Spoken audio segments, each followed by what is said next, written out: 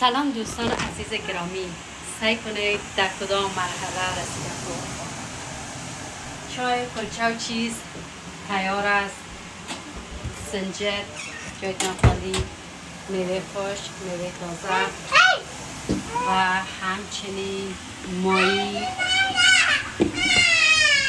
مرغ، برنج، پیاز سرخ کرده او برنج خودم ماندیم.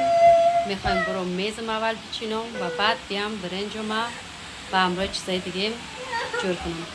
با ما امروز همراه باشه. تشکر.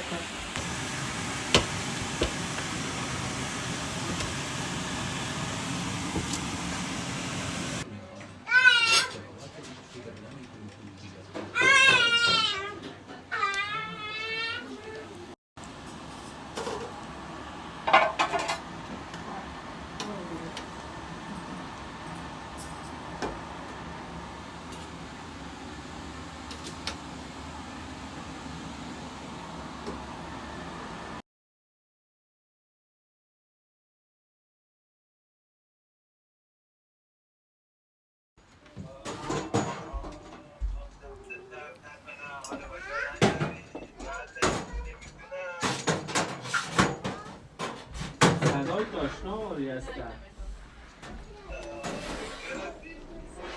شکر خدا خوب هستم که معرفی شد رفیق هستن.